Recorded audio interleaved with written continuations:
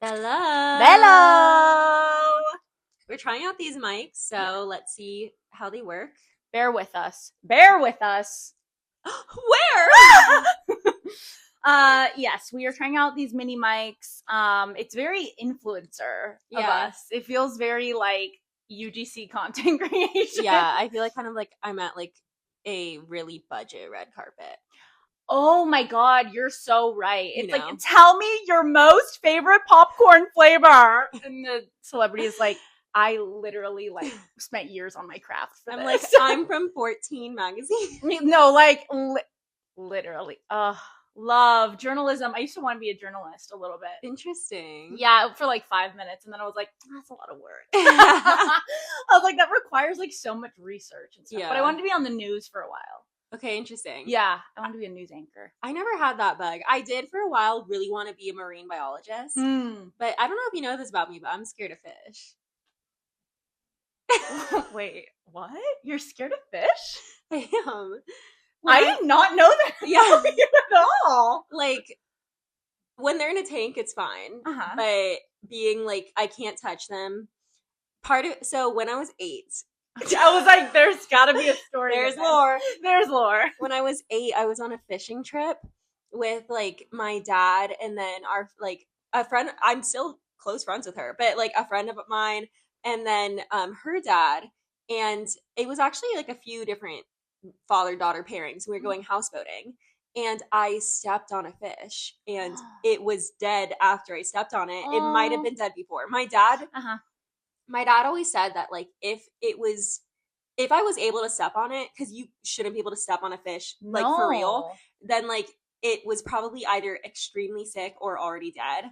Yes. But nevertheless, that was an insane feeling that I will never get out of my head. That'll get you. Yeah. Yeah. And so ever since then, it's like, if I'm in the water and something touches me, I freak out. Yeah, I mean, I'm definitely not a fan, but I wouldn't say I'm scared of fish. That is so. I always try to like touch the fish in the ocean because I'm like, I want to see if I can catch one, but I never actually do. I'm not touching the fish, okay? Because they swim away really fast. Yeah, I did step on a stingray a few years ago, and my friend gaslights me about it. Carrie, he gaslights me about it. He's like, "There's no way you stepped on it," and I'm like, "That's so common." No, it's really in common. SoCal. It's very common. That's to why step you on stingrays. That's why the shuffle. Stingray and shuffle. I never do it because I always get excited, and I'm like, "Let's go tonight!"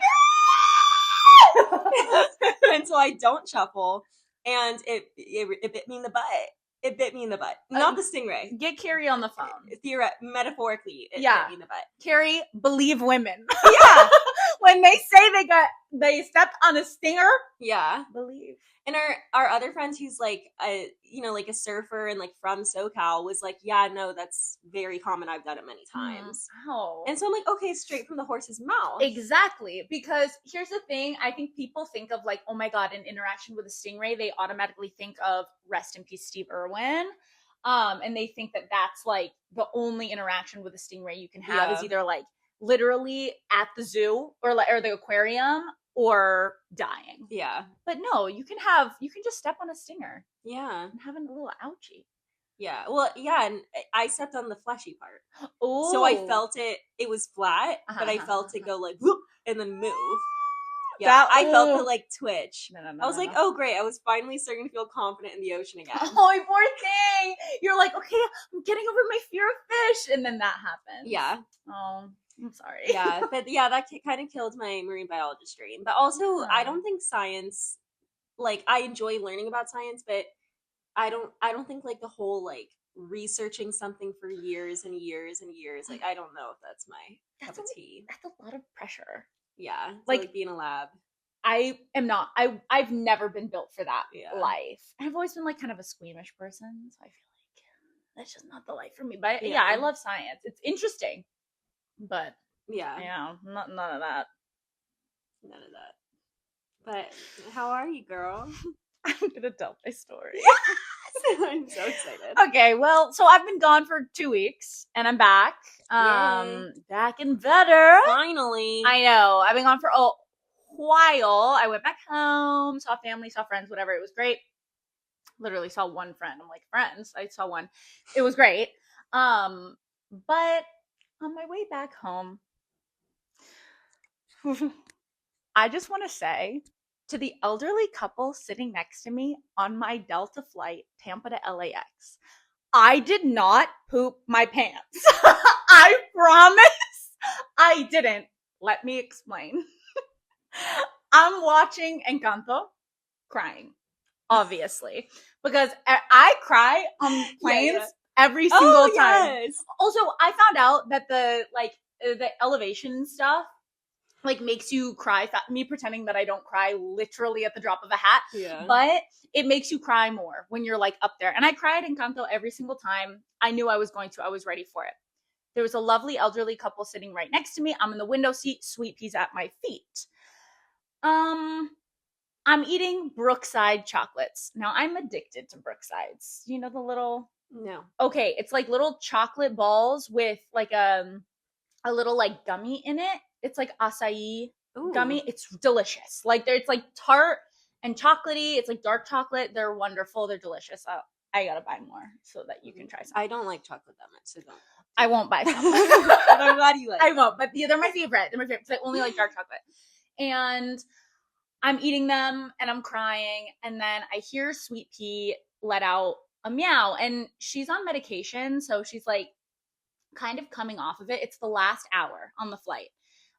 It's a 4.5 hour to 5 hour flight.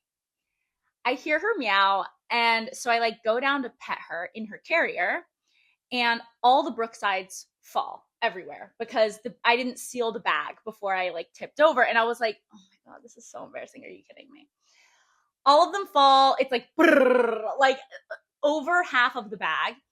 I'm picking them up by the handful. I'm making sure they're not in her carrier because I'm she can't eat chocolate, she'll die. Yeah. And so I'm trying to make sure they're not in her carrier. I'm picking them up off of the top of her carrier, on the floor, everything. And I'm this bag of Brooksides is done. I'm not going to be able to eat them anymore. It's fine. I'm putting all the dirty ones back in the bag. I take the bag of Brooksides and I put them in I always have a little trash bag, a mini trash bag with me on a plane because I want to consolidate my mess. Okay. I put it in there. I'm okay, we're good. I'm still watching Encanto. Dos Oruguitas starts playing, crying even more. It's very emotional, the emotional peak of the movie. I look down because I'm where's my phone? My phone is in between my legs, under my lap. I take out my phone and I see that there's chocolate in the charging port. Oh, why is there chocolate in the charging port? And I look down. I did not pick up all of the Brooksides off of my chair. I had about 10 of these little suckers in between my legs. They were cooking for 10 minutes. They are melted. It is gummy and chocolate in between my legs. And I literally was there's no way. There's actually no way this is happening to me right now. So I'm because I'm very smart and I prepare. I had baby wipes in Sweet Pea's carrier. I'm taking out the baby. I know it looks even more suspicious. I'm joking. Wait, hold on. It looks even more suspicious because I have baby wipes because it looks like I'm a person that poops herself. So she needs baby wipes. Yeah, the baby wipes for just in case Sweetie has an accident. Okay. And so, oh my god.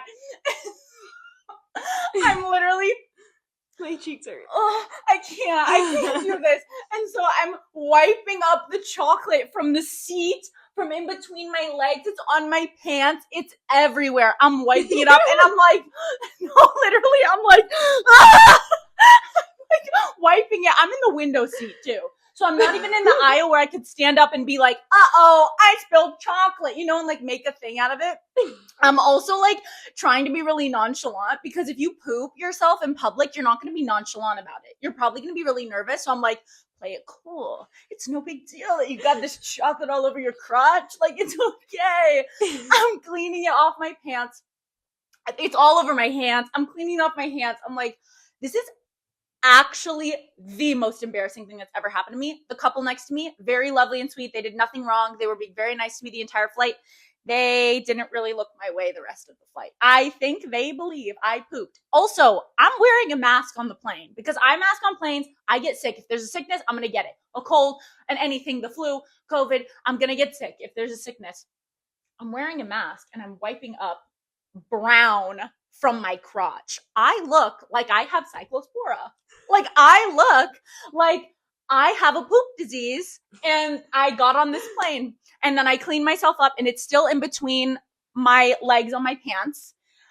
Thank God I had a hoodie. And so it was very like middle school. I just got my period in biology class kind of vibe. And so tied around the waist, everything. And I'm like running to get out of that plane afterwards. The elderly couple stands up immediately as the plane stops. And I'm like, please let it be because you're old and you have to pee. Like, please. Like, I was so embarrassed. And then I got Sweet Pea. I got out of there. I'm walking really fast to get my bag. And then Sweet Pea throws up. And so I'm like, this is literally like a terrible, no good, horrible, very bad day. Yeah. And it was just a little bit of throw up. It was because I was moving too fast. She got motion sick and she's okay. She's very okay. But yeah, I didn't poop on that flight. I stand by my sister. If it makes you feel better, if they didn't smell anything, yeah, they probably didn't think that. Because yes, if you had, they would have been like, it would have been like PUville. And yeah. I was like, anytime it's funny you say that because every time I would like, you know, people fart on planes. And so there was like a fart that came through, definitely, like after I cleaned it up. And I'm like, please, God, let this fart pass so that it does not seem like it was mine. Yeah. But I just like kept on having to think, I'm like, I don't know these people. I will never see these people again in my entire life. And honestly, if they're elderly, they're probably just glad it wasn't them. Honestly, yeah. They probably feel really seen. They're probably like, young people deal with incontinence too. And you know what? I'm happy to make their day. Yeah. I honestly feel like the fact that it was outside of your pants. Yeah. You were wearing pants. It's not like you were wearing a skirt. Exactly. You know, like it's like the fact that it was on the outside and there wasn't a constant, insane, like overbearing smell. Yeah. Like, they definitely, I highly doubt they actually think you pooped. No, I highly doubt that they think that, but I understand. It's mortifying. Please don't think that. Yeah. Yeah. But yeah, that was my story. That was my way home. Yeah. I have an embarrassing story to tell later, but I also have a plane story, and then you have another thing to tell me. So I also went on a plane during the time that we haven't seen each other. I know, guys, it's been 3 weeks. It's crazy. It's too much. Yeah, because we're used to seeing each other very often. Yes. But anyways, I also went on a plane, and the person who was sitting, I was on an aisle seat, person sitting in the middle seat, it was a broad-shouldered man, and quite athletic seeming, capable. My eyebrows raised when he went to sit next to me. I was like, oh, well, of course. And then his lovely wife sat down on the other side. Okay, well, so I was like, all right. Hey. Anyway, so he, broad shoulders. He was a little bit over the armrest, just a little bit, but it's like, I understand it's hard to avoid. I'm in the aisle seat, so I naturally kind of just like go over a little bit more to avoid.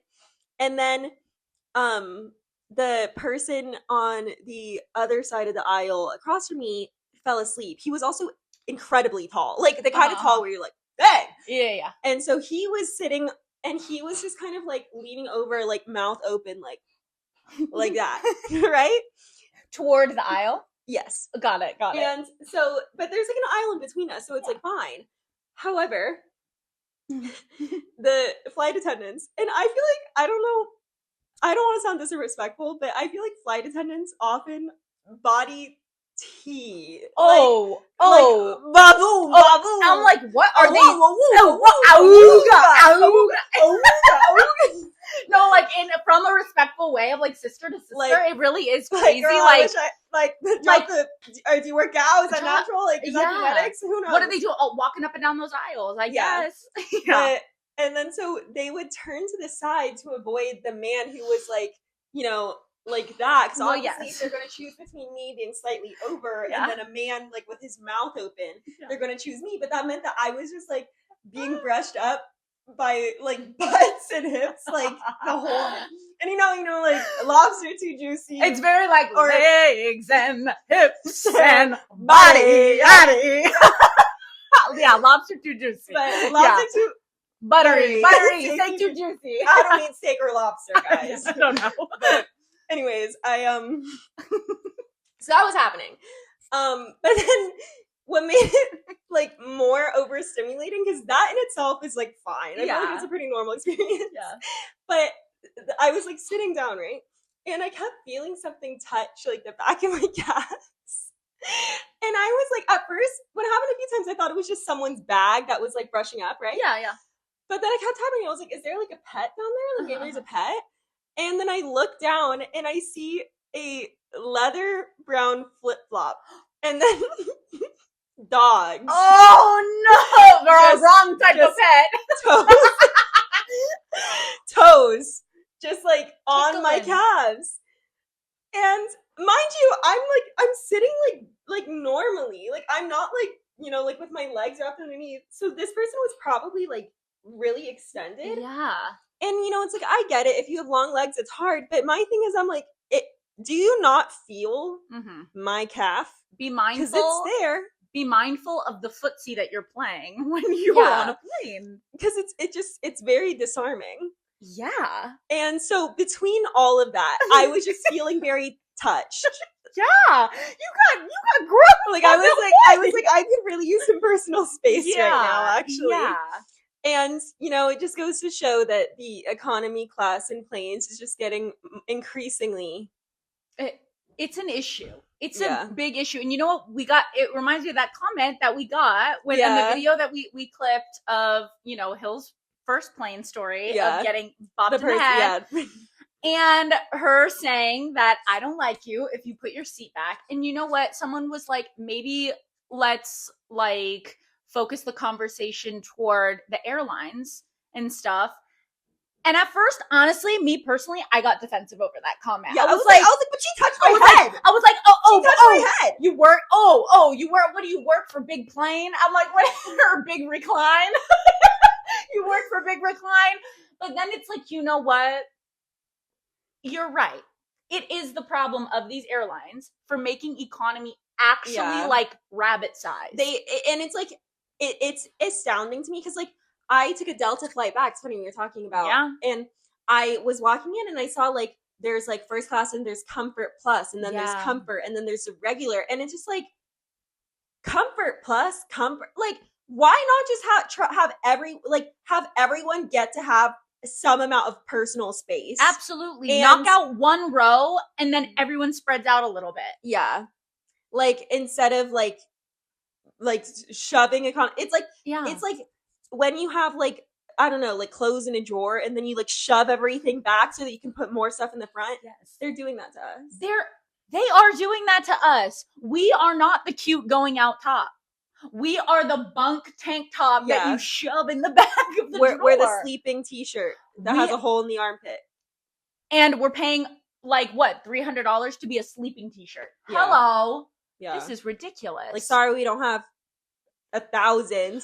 Yeah. To be a cute little tube top. Yeah. Sorry, I'm not a brandy tube top and, whatever. And sitting in the front, taking up all the space. Yeah. Ridiculous. It is. I get really annoyed when I see kids in first class. I'm going to be honest. You don't need all that. I was like, you need to learn. You need to learn to be at the back of the plane. I hate when there's someone really hot in first class. Yeah. Because you're walking by them. Right? Because I'm like, now I'm walking by. I look chopped. And now you're like, you're chopped and poor. And now I look chopped and poor and you're rich and hot.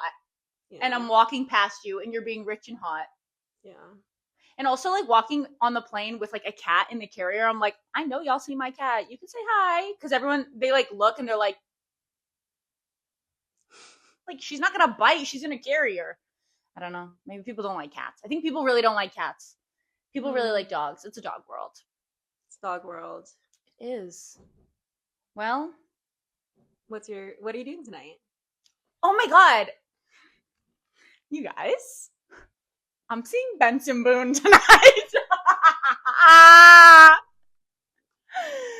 Moonbeam ice cream, taking off your blue jeans. Wow. I'm gonna feel mystical magical because Logan knows someone who like works at crypto and like was like offering tickets and stuff, and I was like, do you want like two free tickets to Benson Boone? And he texted me a couple hours ago and was like, do you want to go see Benson Boone tonight for free? I'm like, yeah. We're gonna be in like the 100 section. I'm like, we're gonna be around the real like Benson Boone fans, the boonies, like yeah. the boonies. I called them booners, the boon. but it was like this. But I'm gonna be the real boonies. Yeah, the boonheads. Boonheads, absolutely. And I absolutely. will absolutely Burger King foot lettuce. I will insert a clip of the Benson Boone concert now. Yes! Yes! But yes. Oh my God. Well, I will say I will take pretty much any opportunity to go to a concert. Love a concert. I love concerts. It's a religious experience. Like Yeah. I really, when I'm at a concert, I understand why people go to mega churches. Yeah, you feel like the power of music. Yeah, it's the power of music and togetherness. But you know, everyone thinks it's God, and that's okay. If you think it's God, that's totally okay. For you, it's God. For me, power of music and people. Yeah. And community. Well, when you hear like some of those Christian rock or pop songs, I'm like, wow. Because also it's this like bang. I understand. Well, I always say like if I was like raised like Baptist, I get it. Like the Baptist songs are everything. Hey! I'm like, stop. Like it's fighting the power of music, and I cry every time. And people will probably look at me singing religious music and think that I'm religious, but I'm not. I just like music. I saw a really interesting reel that my friend sent me that's like about how like musical theater is so similar to religious music and how modern like musical theater, like contemporary, especially like stuff like Dear Evan Hansen and stuff, it's like you really hear those influences. They use the same chord progressions. Yeah. And it's to literally the way like the ensemble is layered and stuff, it's very similar. And it lifts and it comes down and it lifts and it comes down. It's very like there's like a whole science to music, and it is very intentional, and it's something called like in your body, if you have like an emotional or like a tearful response to music, it's called frisson, and a lot of people deal with it. A lot of like music lovers, like that's why like you cry when you hear your favorite song, or if you're singing your favorite song you get emotional. It's that. And so a lot of people have kind of some people think it's God, and some people just think it's the beautiful music, and I just love the beautiful music. I am very excited to see Benny Booney. I'm not a true Boone head, but maybe after this I will be. Yeah, I will say in some of those videos he looks so hot. I'm happy that you feel that way. To me, he just looks so ex-Mormon. Or not, he doesn't look like ex-Mormon. He just looks so Mormon because he is ex-Mormon. Or he's like non-practicing. I don't know if he identifies as ex-Mo. But culturally Mormon. He's culturally Mormon. And like there's like genetics to Mormon because it's like they all come from like one small group. So he just looks so Mormon to me that I'm like, I'm good on that. But body is tea, like he is jumping and flipping, and he's really talented. Sure, it's the body, and he is very talented. Yes, like, he's a fantastic vocalist. He was on American Idol. Yeah. As a vocalist, that's the thing, is that like there's some artists where it's like they are not necessarily songwriters, but they are vocalists. Yeah, I'm like, get these girls on Broadway. Benson Boone needs to go on Broadway, I think. Yeah. I think I think he'll find like eventually in his career, I wouldn't be surprised if he goes the musical theater direction. Yeah. Like put him in The Outsiders. Oh yeah. That'd be really good. Yeah. Benson Boone in Hairspray. Yeah. He would really fit the like, I mean, demographically, he would fit. Well, yeah. Like, you know, the half of the cast that he would fit. Yeah. But he would make a good white boy for Hairspray. Yeah. He's probably got the moves too. Yeah. He's flipping. He does. Speaking of musicals, I saw Hadestown. The pro shot? Theater release. Yeah. And I just have one thing to say. I've heard a lot of the music from Hadestown before. I was aware of some of the story, but I hadn't watched like the whole thing, so I didn't know about the ending. Um, Men have one direction to follow. One direction. Did you You not know get. the myth of Orpheus and I knew Eurydice? some of it, but honestly, didn't pay attention. Okay. I didn't pay attention in a lot of my classes. I forget a lot. Like I forget a lot of high school. And I just he had one thing that he had to do and he didn't do it. And it just like it really pissed me off. I was like I literally it made my attitude so freaking stinky after that. I was like arms crossed in the theater and my mom and my brother are like, "Oh my god, that was so good. That was so good." And I'm like, "Trash." He's trash.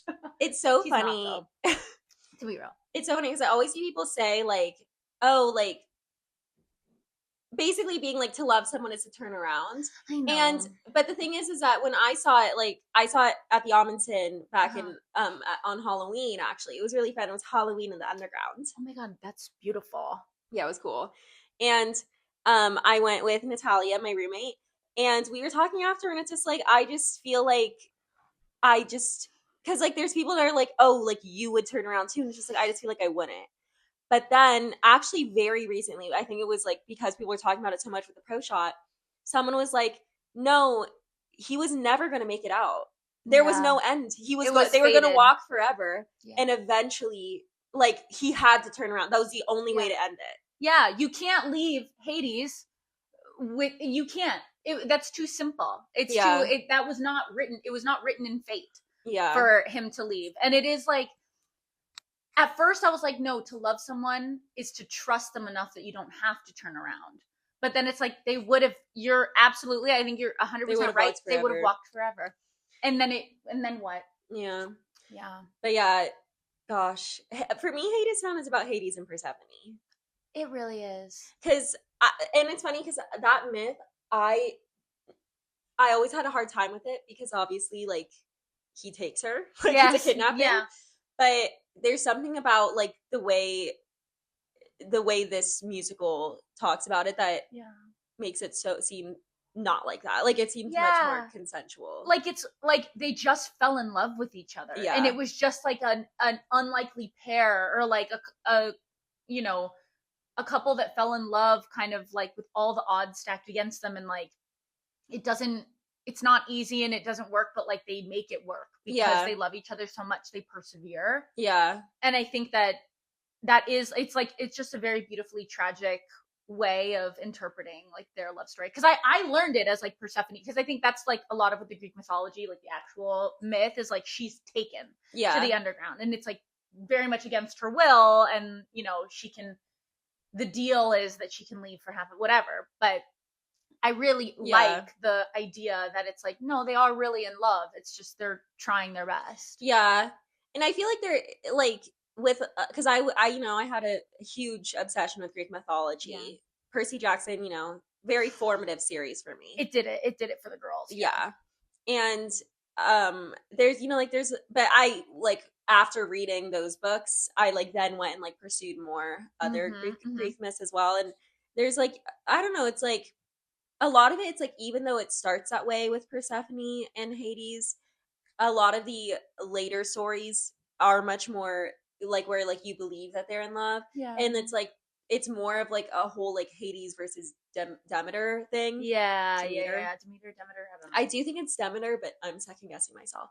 Yeah. But like, it becomes much more about that and how like she's Persephone's mother and like how like she then is like, okay, she gets to stay with me in like the above ground. Yeah.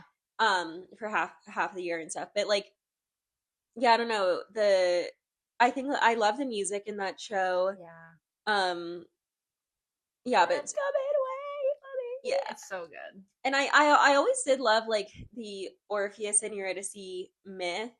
But yeah, like that show specifically, it's funny. I would not have expected to go in liking the one I did more, which I did. But. Yeah, it was great. It was very good. I'm like, obviously, I'm so late in the game. Like everyone's loved Hadestown for so many years, and I've always loved that. Like her, Ava Noblezada's like performance and like the reprise of Wait for Me. Like I've listened to that song for years now Yeah. of just as a standalone, just because it's so beautiful and She's like incredible. oh my god, yeah. I met her. What? Yeah. A few years ago, I think it was 2 years from like this past holidays. Uh-huh. I saw Here We Are, which was Sondheim's last show. Mm-hmm. And first of all, that show was gorgeous. I loved it. It had a very limited run off Broadway at the Shed, and then I don't think it has been anywhere else that I know of. But it had like a really cool cast. Like Bobby Cannavale was in it. Whoa. And then a woman that I cannot remember her name right now, but she was like the lead, and like she was fantastic. And I was like, at one point I was like sobbing. It was so beautiful. And Michaela Diamond, who was in the Cher show, was in it. And it was just like incredible. It was like really weird and interesting and unexpected. And Eva watched it as well. And we were walking out, and I see her, and I'm like, I don't want to draw attention to her. She was there with Reeve, her now husband. Yeah. And I didn't want to like draw attention to her because like she's enjoying a night out with her husband. But I was like, I look up to her so much. Yeah. Like, especially like as an Asian musical theater performer. And so like I was like, I kind of just have to say something. And so I was just like, hi, I'm so sorry. I just want to say like I like absolutely love your work. I think you're amazing. And then she was like, thank you so much. And she was like, what's your name? And I was like, I'm Hillary. And she was like, nice to meet you. And she was like, wasn't that incredible? And I was like, yeah. Oh my god. That actually, I don't think I would ever have the like cojones to go up to somebody. She was so sweet and That's so great chic. that she was sweet. Yeah, no, she's like very just being like, wasn't that incredible? Oh my god.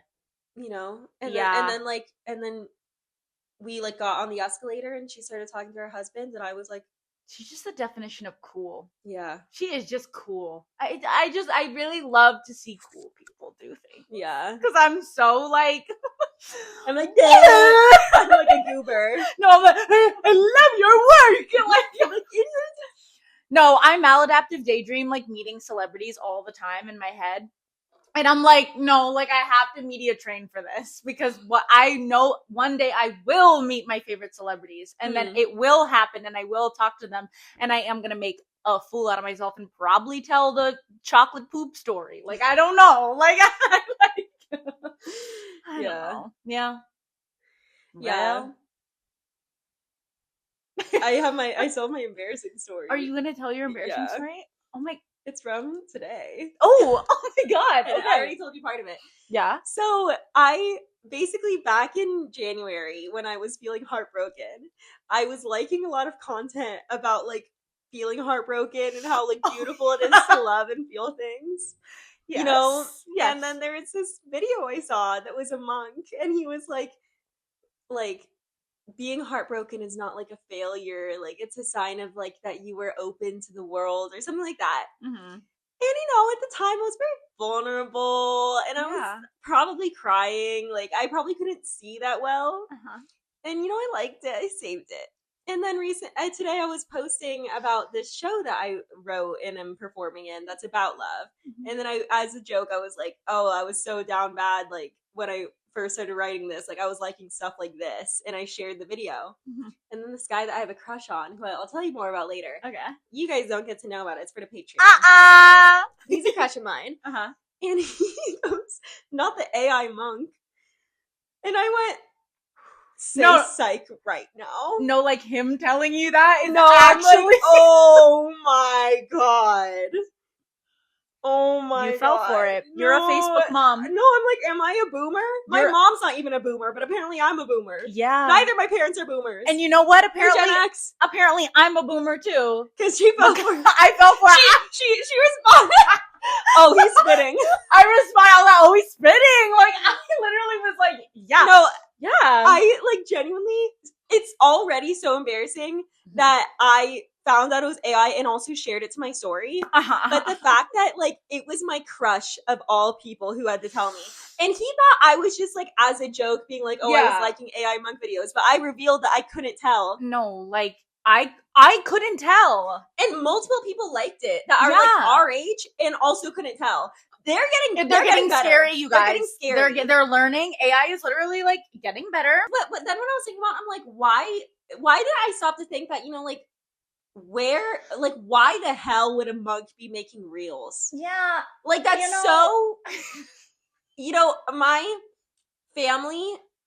I have Buddhist family. That's probably the religion I should have been raised in if I was raised in a religion. Mm-hmm. And I don't know a ton about Buddhism, but from what I have learned, reels, that wouldn't be something because they're not really on reels.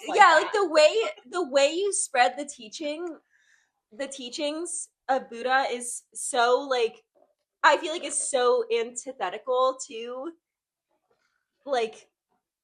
posting technology, on Instagram. Literally, I don't know. It's posting for likes about heartbreak. Yeah.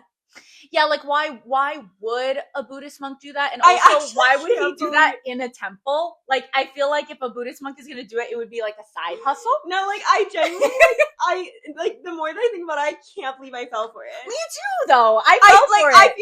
I feel like someone who saw a video of bunnies jumping on a trampoline and was like, wow, so cute. They're so talented. I genuinely, I can't, and then I was watching back and I was like, yeah, you can tell this is AI. We got. I remain, honestly, we are pure of heart. We're pure. And I think I also just, I was so needing to hear, comforting words at that time. Yeah. And honestly, when I reposted it today, I didn't really watch it. We shall spin a as she is. What did we add today? We added... Boundaries. Bing. Bing. Right there. Okay, let's set her back. I'll go up, you go down? Yes. 3, 2, 1. Oh. Spinning a little slow today. Oh. Wellness culture. It's wellness culture. It didn't quite reach nakedness. Wow. Oh. This is very relevant. Yeah. Yeah. Wow. Do you want to start or should I? You start. I saw a video lately. It's been going very viral. It was Miranda Kerr. I don't know if you've seen that video. Victoria's Secret Angel, Australian, I think. I know. Yeah. Yeah. She did this interview lately, and I ignore majority of health and wellness interviews that are not done by doctors, because if you're not a doctor, shut up. I actually don't care. Well, maybe that's harsh. If you're not a doctor or a registered dietitian, not a nutritionist. Yeah, registered dietitian. Yeah. I don't care what you think about health and wellness. Honestly, I don't care. You do your own thing. You have nothing to do with me. But people were kind of talking about it, and because the video went really viral because she was getting asked a bunch of questions about what she eats. They were like, "Do you eat meat?" And she's like, "I eat non-commercialized meat." So she only eats I'm like, what is non-commercial? Bison or deer, or she eats venison, stuff like that. They were like, okay, do you eat fish, raw fish? And she's like, no, because of parasites. And I'm like, okay, whatever, do your thing, if you, whatever. There are safe ways to eat sushi and everything, that's fine. But her prerogative, you don't have to. But she's like, but I do eat caviar. And then they were like, do you do kale and spinach? And she was like, no, I don't do kale and spinach. I'm sorry. I didn't realize kale and spinach was the devil. And then the interviewer was like, wow, you're really healthy. I'm sorry. What? Why is there an attack on kale and spinach? Yeah. I thought those were the healthiest things you could eat. Yeah. Yeah. And it's this weird, I'm like, then what can we eat then? Yeah. We can't eat non-commercialized meat. You can't eat fish. You can't eat kale and spinach. And they're like, what do you eat? She's like, I eat a lot of squash. That's her only carb is squash. Girl, okay. What? I'm like, listen, that does not sound like a good life to me. If it's your deal, if it's your thing, it's your thing. If you want to be all very Gwyneth Paltrow and Goop and whatever, if it makes you happy, it makes you happy. But shut up. Yeah. It's so mind numbing. Yeah. Weird. Right? I'm like, what's the deal? Is it just kale? I know spinach, it's like if you eat a ton of it, you can get kidney stones. Yeah, like you have to, it's like better to cook spinach. Like something about the vitamins, it's like it digests a little easier in the body if you cook it. Yeah. But I'm like, what's the ish? I know that there's like all this stuff, like there's like the anti-inflammatory diet and like stuff like that. It's like where it's like I don't know, it's like some foods that can be associated with like bloating and stuff, but it's like part of why they're associated with bloating is because like they have fiber. Yeah. I'm like, you need it. Hey, guess what? To get rid of bloating, you eat the other kind of fiber. Yeah. You drink water. Yeah. Like you're probably not drinking enough water. Yeah. You are not even probably, you are not drinking enough water. I am not drinking enough water. You are not drinking enough. None of us are drinking enough water. Okay. So that's the real big issue. If everyone just drank more water, I think that less people would go into like wellness psychosis. Like, honestly, because you don't need all of these pills and potions and all of this stuff. I think that's the thing. It's like, and because I know that like that's how I feel sometimes, where it's just like, you want there to be like an easy pill or powder that you can take that will allow you to eat whatever the hell else you want. Literally me with my Metamucil. Yeah. No, because like, like I genuinely, I feel like I eat like how you would expect if you gave a 12-year-old a credit card. Me too. Like I'm eating candy and goldfish and ramen and pizza. A PB&J every night has been my thing. Ooh, yep. Oh, yeah. On an English muffin. Oh, very good. You toast it a little bit and then you do PB&J and it gets kind of melty. It's kind of like an adult Uncrustable, but it's like a crustable. Like it's like there's a lot of crust. It's a lot of crust. Like much. But I don't know. It's the same like little much crust. Yeah. Yummy little like pocket of goodness. Yeah. So I definitely have a terrible diet, and then it's like like it would be really nice if I could just terrible diet, girl. Yes, I do. Okay, well, I never see you eat terribly. I've only ever seen you eat a balanced diet. Whenever we're together, we get some pretty crazy stuff, girl. What do we eat? We eat Korean food like every time. Actually mostly Korean food. Yeah, we don't really eat that much crazy stuff. Yeah, I guess it's just like I don't know. I think it feels probably crazier because everyone is like always talking about like food is fuel and it's so serious, and it's like if it's not under eating, then it's like being hyper specific about what you do eat and being so controlled about it that I think we feel like we're probably eating way worse than we are. Yeah. I also like I work out so much, and it's just like imagine like how fit I would be if I actually ate enough protein and didn't eat so much just like highly processed sugar. Well, that's my thing, is that every time I like start like I'm gonna work out, and every time I get into a workout routine, I literally can't stop eating like box mac and cheese and like because you feel bread hungry, and I'm so starving. And it's like it's good to eat when you feel hungry, but it's like maybe I should kind of shift a little bit of like, you know, maybe I'll just eat a little bit higher protein instead of just like fully a carb meal. But it just feels good. It does feel good. I like the enjoyment of eating. Like, God, I love rice. Oh God, I love a rice and pasta. I've never met a carb I didn't like. Yeah. You know what a carb I'm not really a huge fan of? The one that's really good for you, sweet potato.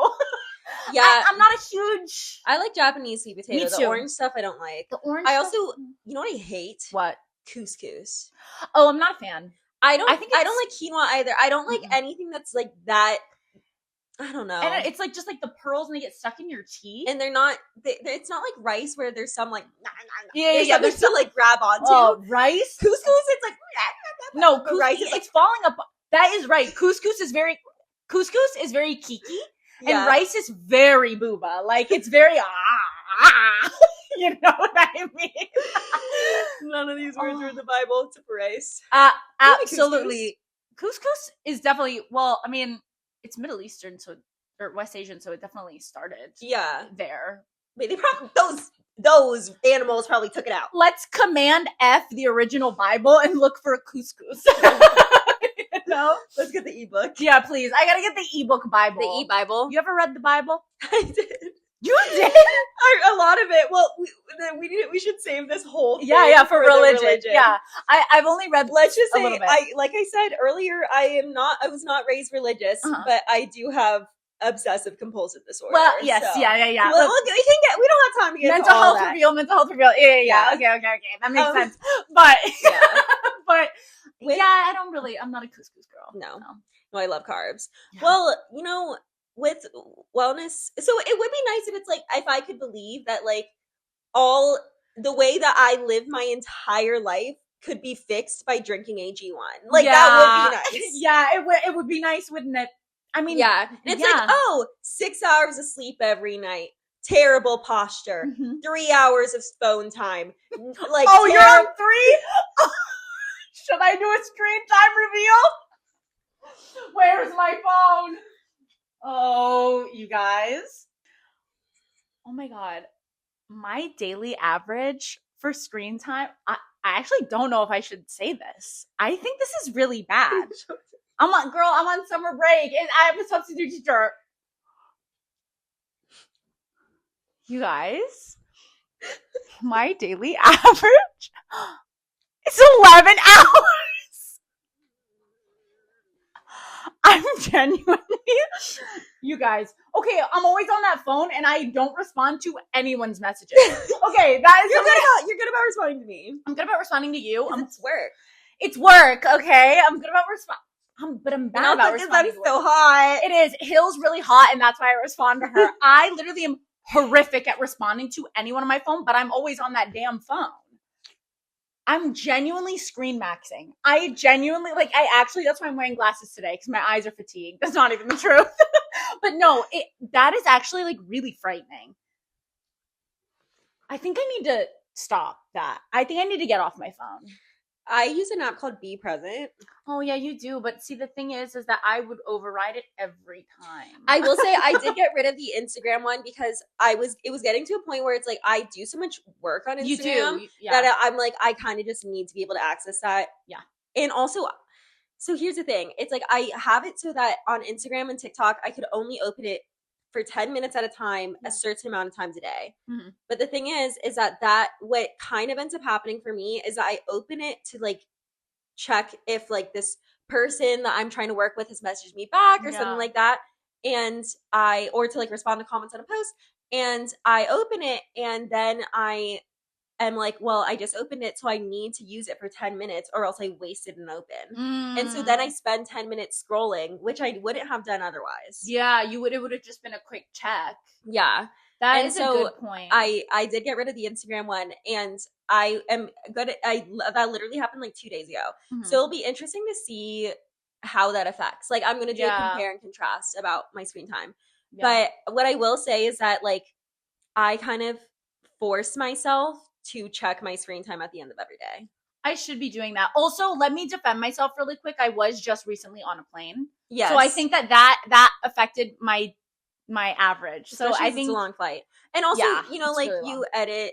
I edit on, yes, that is actually true. I edit and I do like post the clips and stuff. See, I edit on my iPad. So I'm like, is it really like the editing that's doing it? I do edit and I do post and I spend time on our socials to like, help it out. So that is like a solid hour that I'm just like scrolling for work purposes. But then all of the other hours, I'm like, girl, do I need to be liking Jungkook edits all day long? No, I don't. I don't need to be doing that, but I'm doing that. And so I think it's actually an addiction. I think I'm going into psychosis a little on my phone. What you I'm not. But no, it's just you've said psychosis more times today than I have ever heard you say. I need to hear it. The word, I'm taking it out of my mouth, stepping it, not using that word anymore. I'm overusing it and I'm abusing it. And that's not good. What I do want to tell you, because this is something that someone told me and it did make me feel better, is that you're not lazy and it's not a moral failing. It's just like, frankly, these apps are literally designed to get your brain to react in this way. Yeah. And it is not your fault that your brain is acting like a brain. That is true. That is not your fault. It's the same way where it's like it, I don't know. It's like certain things just are addictive. Yeah. And especially with stuff like phones where it's not like, it's not like a drug in the sense that like it is a drug, but it doesn't have that killing same, you. Yes. And it doesn't have that same kind of like awareness. Yeah. Like when you go to smoke a cigarette, you know, you've been told your entire life, because we grew up in a time where it's like we were aware of what cigarettes do. Yeah. It wasn't like before then when it's like, it, you know, like we grew up knowing what they do. So like people, like when people go to smoke, they know what it's doing. They do. And like it's on the box, it's everywhere. Yeah. They're aware of it. Whereas like it's not like when you pick up your phone, it's like there's no warning. This is it. Like Instagram is going to addict you. Yeah, it's TikTok is going to addict you. It is going to absolutely take your brain in its hands and shrink it. Actually, like there is no. That is a really, really good point. And something that Be Present will do is they have these little images that show like Mark Zuckerberg crying and like your phone in jail. That. I like and that. It's kind of cute. It's kind of fun. It's like, yeah, it's like, I don't know. It's like, because it does feel scary sometimes when you realize, like when I have a bad screen time day and I see my screen time and I'm like, wow, that's how I just spent that much time. And it's hard to not feel bad about yourself. It's hard not to feel scared. Yeah. But it's like, just like everything else, you can like change it. Yeah. And also like, it's not just you by any means. No, I promise you. It really is like literally just TikTok. That really has that algorithm. God, it's something fierce. It is fierce, absolutely. But you know what? We're trying to. That is a part of like the whole like wellness thing of like trying to be mindful a little bit more about, because we're not just like 100% against like people trying to be well. It's not an attack on wellness. What I will say, it's like, because like I feel like, oh my gosh, there's like so many things, but in the same way where when you have the flu, like it's going to be helpful to like get medication for the flu, but what also is helpful is like getting rest, like eating stuff that's going to like support your immune system and also like nurture your body so it can perform at its highest and stuff. And it's like that for everything. Yeah. Like in addition to taking medication, it's like also like being mindful of your diet and your exercise and your sleep habits and all that stuff. It's like going to be helpful for your overall health for sure. Yeah. And you know, like I will say I have those mornings and I'm trying to do it more now where it's like I do get up earlier, I do my morning pages, I meditate, I go for a little walk, I do like just like a little like some sun salutations and stuff. And it's actually insane how much better it makes me feel. What were we talking about?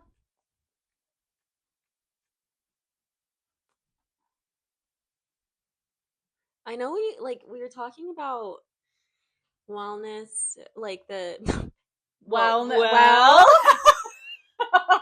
anyway, we were talking about how like nurturing your body is going to be helpful for all things. And like mindfulness in the morning. Oh yeah. It is crazy how like doing those things really does help. You see, my version of like mindfulness during my day is playing No Hands by Waka Flocka and getting up because they're like, listen to this track, and I'm literally like, okay. And I'm like, no, like my body moves without my permission when I hear that song. But yes, that song has, I don't know what it has in it. It does make me feel good. And that's the thing. Yeah, Waka put his Flocka in that. Waka put his Flocka in that song, okay? And that's a big thing. Like wellness and all of that stuff and like, you know, checking in on yourself. It doesn't need to look like peaceful the whole time. And it doesn't need to look like quiet. It doesn't need to to be like eating this and drinking this and da, da, da. It can literally be like playing your favorite song and moving, like getting up and going and like doing something that makes you feel good, that doesn't have to do with buying something, that doesn't have to do with like just being on your phone and being like glued to your phone. It doesn't have to do with like any external factors except how it makes you feel. Yeah. So it can look different for everybody. Yeah. And like there are times like with my yoga practice, this is something that like I feel like has been really apparent and important to learn because I feel like it applies to a lot of other areas of life as well. Where it's like not every time is going to be this like incredible release where I feel so connected to my breath and my body, and like I feel so at peace. Like there are genuinely times where I cannot stop thinking about literally everything else Yeah. besides what I'm doing in that moment. Like it's the least mindful thing. Mhm. And like there are times where it's like my breath nowhere close to where it should be. Like I'm like trying to like move with my breath and I'm just not. Like that happens all the time. And Yeah. I can sometimes feel frustrated about it, and like that's also just like kind of important to like realize and then like not judge. Yeah. But like yeah, it's not always going to like your like what wellness means to you, and like trying to become more well, whether that be like mentally, physically, however, it's like it's not always going to feel successful in the moment, but Yeah. overall like you're working towards something. It's like the same way where it's like, any kind of process that you're doing is going to have the days that like just don't feel right, Yeah. that are harder. Yeah. We've had episodes that we filmed and then ended and was like, I don't know Yeah. if that was really our best, but you know Yeah. what? Like we're doing it and we're still gonna put it together. There's still moments we like out of it. And it's like that's okay. Yeah, Like it's totally. not everything is gonna feel like, oh my god, we were like really like in sync today and it was amazing and it felt like our energy was up here. Like it's not always gonna be like that, but Yeah, it's like moving toward a bigger goal. totally. That's the important part. Yeah. Yeah. And it's hard when we live in a capitalist society that only congratulates like the maximum profit and perfection and like all of these things, that it's like there's so much pressure of like you have to be the best, to where it's like you have to be the most well, you have to be the most like Yeah. mentally healthy, you have to be the most physically healthy. It's like, oh my god, can we have a break? Well, I think that probably like my biggest issue with like the wellness industry and like the wellness culture is that so much of it is tied to consumerism now. And I think it's like, I think people, they want to feel good. Like they want to Yeah. feel healthy. They want to feel like there's something that can save them. Yeah. And then like you have like these people that are telling like these companies that are like, "Oh, this powder will save you. This Mm-hmm. device will save you." All these things, and Mm-hmm. and like spending money on our things will save you. And it's like, okay, let's be realistic. People who have more money are more likely to be well, not necessarily because they're buying this stuff, but because they have No. less stress when it comes to Yes. like their bills, their financial security. Like Lord knows financial security is probably one of the biggest barriers that people have between them and their wellness.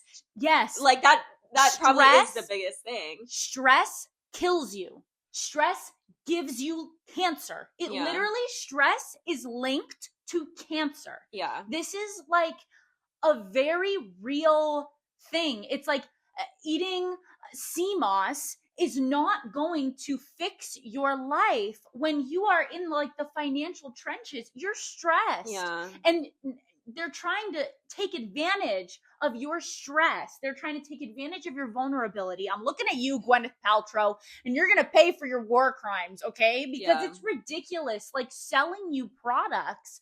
And it's like, people just want to feel better, and they hear that this rich person eats this and it makes them feel so good. It's like, no, that rich person has a private chef. Yeah. That rich person hasn't done laundry in 3 years. Yeah. Like, that's why they don't feel stressed. They've never had to worry about like, oh my god, is the government going to take this much out in taxes?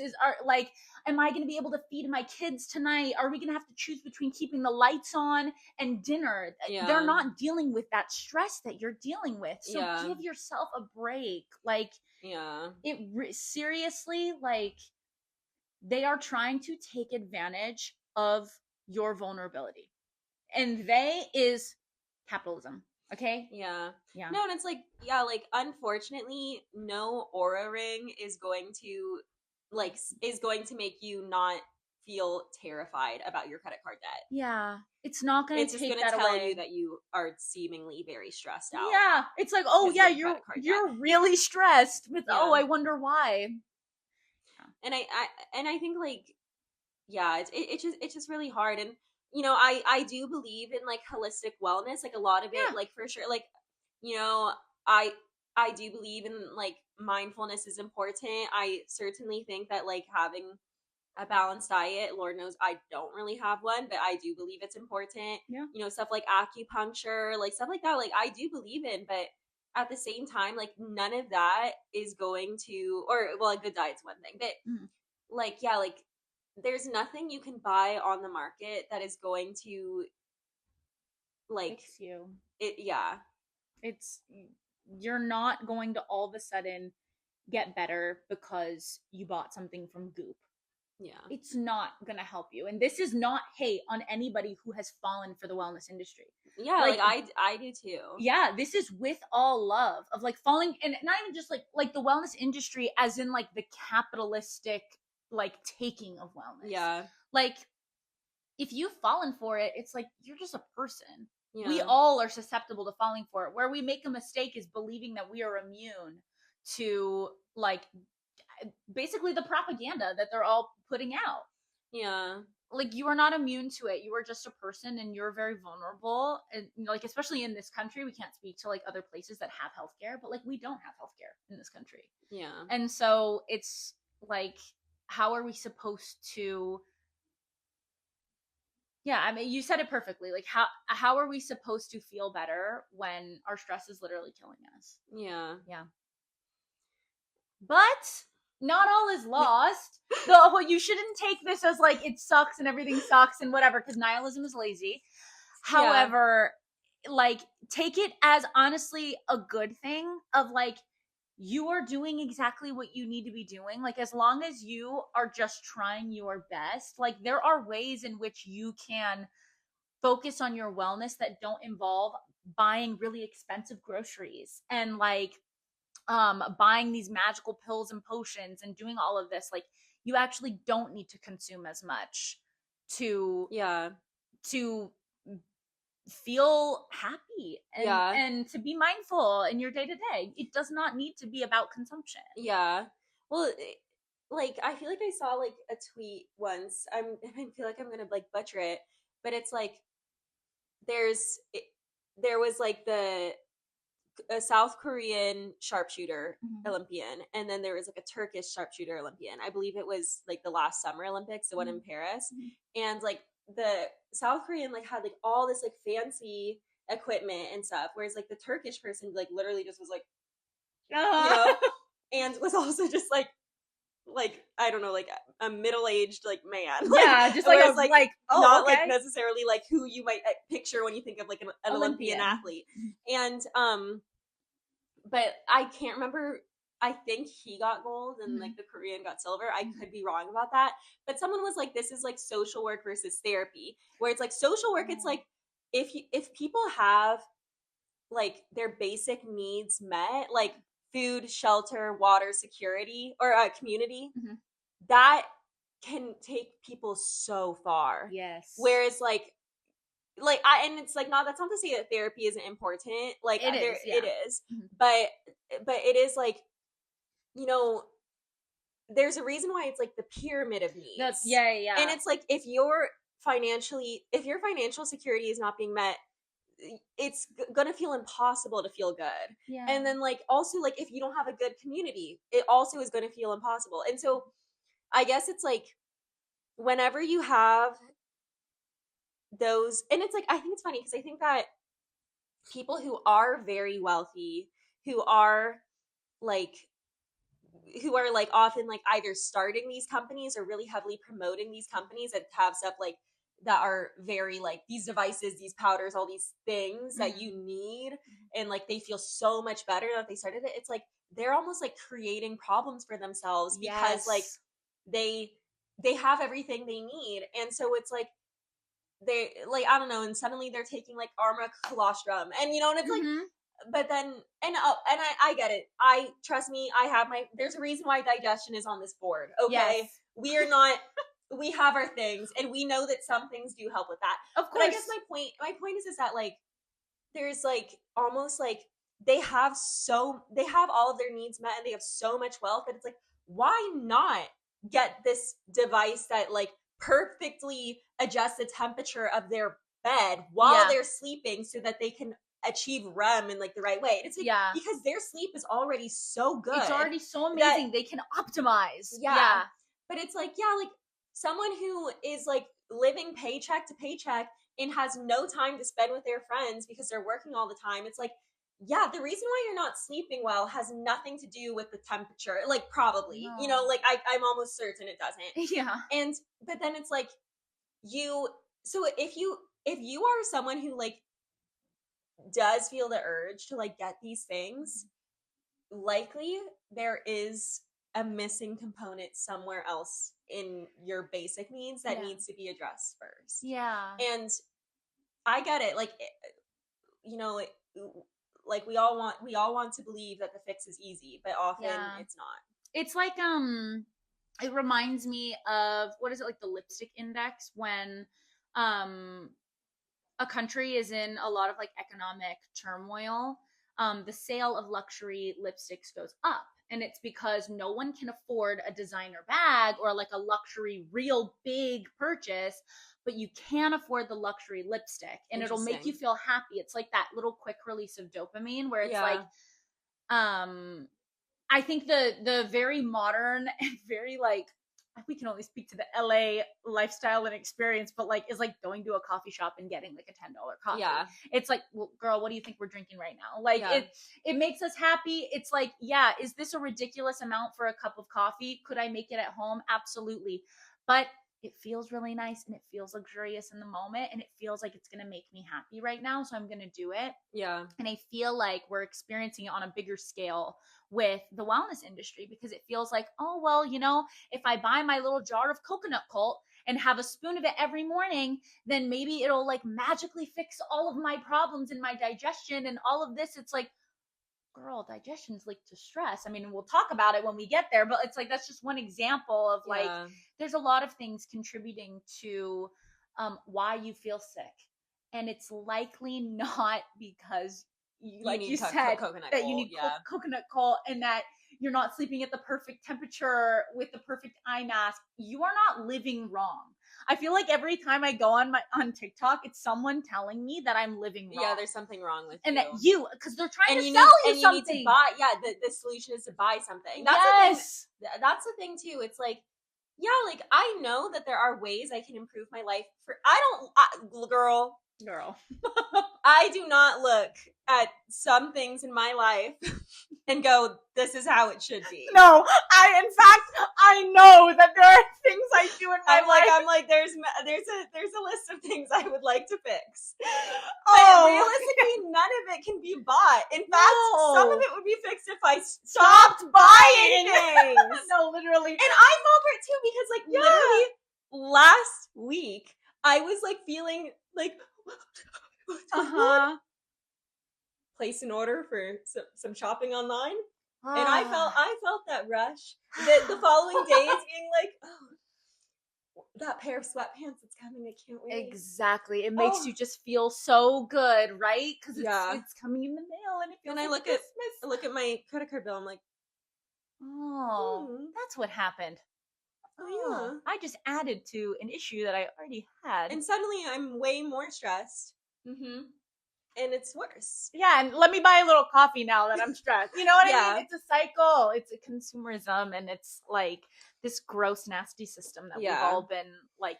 And consumerism really just doesn't have a place in wellness or in spirituality. Oh, 100%. We got a comment too. It was like talking about spirituality, and they were like, it was talking about going to the psychic, and like people think you're insane and you ate poop from a butt if you go to a psychic. Like people act crazy, and they were like, my problem with it is like with these psychics that like make you pay a premium essentially for like any of these services. And I like responded, I was like, oh, we definitely are like, we do not believe in like this hyper monetization of spirituality. Like if you want to go to a psychic, whatever, like you should never, if you ever go to somebody, it could be a psychic, it could be a person in wellness, it could be anyone like that is like, first you pay for their service and then they tell you everything that's wrong with you, and then you have to then pay them $100 more for them to help you. It's like, oh, you're scamming me right out of my money, because now you've made me nervous. Now you've made me anxious, and now you're trying to get me. Yeah. And it's hard because it's like, obviously, like we want to make sure that people are paid for like their work and stuff. Of course. But yes, it's like there's limits to capitalize on people's like stress. Yeah. And also with like spirituality too, it's like you don't need to have every crystal imaginable to No. practice. You don't need to No. buy all these things. Like No. spirituality at the end of the day is all about what's in here. Yeah, you can find love without a rose quartz. Yeah. It's possible, okay? Yes. Like Yes. it Like none of that is going to make up for what's in here. exactly. And yeah, there's nothing that you can buy. The things that you can buy are like, okay, if you're in a place where you are financially like able to buy, like if you want to buy a crystal, if you want to get a tarot deck, if you want to get this, if you want to Yeah. get that, if that makes you happy and that makes you feel more comfortable in your spirituality, I mean, go for it. Like do your thing, but you really don't need any of that because you are in charge of your life. Yeah, it's supplemental. It is not Yeah. instrumental. Yeah, I mean, no one looks at it. Well, maybe no one. I don't know. Like, if somebody is a Christian, okay, you don't need to have 10 versions of the Bible to like call yourself a Christian, right? Like, Yeah. you have to know it in yourself, and that's all it takes. I mean, some people may argue with that, but there shouldn't necessarily need to be Yeah. some monetization of something that just makes you feel better and makes you Yeah. feel happy. Yeah. Yeah. I do think we should probably wrap up Yeah. this combo. Do you have any final thoughts? Just that, in a world full of people telling you that something is wrong with the way you're living your life and that you need to buy your way out of it, Mhm. it's resistance to not buy into that. It's resistance to decide that you are going to you don't view yourself as a massive project. Like you are a person and your life doesn't begin when you start behaving the way like you think you should. It Yeah. began when you were born. Mhm. And it's a journey, it's a process, and yeah, like there might be things that you might want to improve on, but that doesn't mean that like you're failing.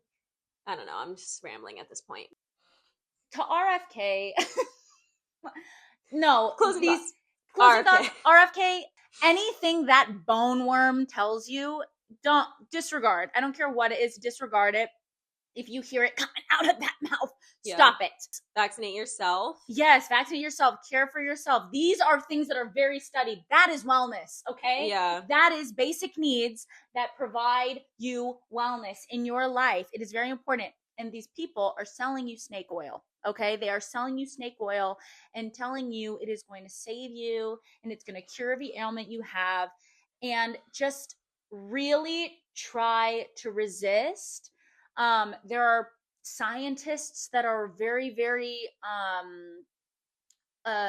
knowledgeable about a lot of different things in like health and wellness, that they are not part of this like underground cabal of people trying to kill you and take over your brain, and it's a whole conspiracy theory. It's not. Getting a vaccine is not part of a conspiracy. It's gonna keep you safer. It's gonna keep you healthy. Going to the doctor, it's a very good thing. There's a reason why they take away our health care.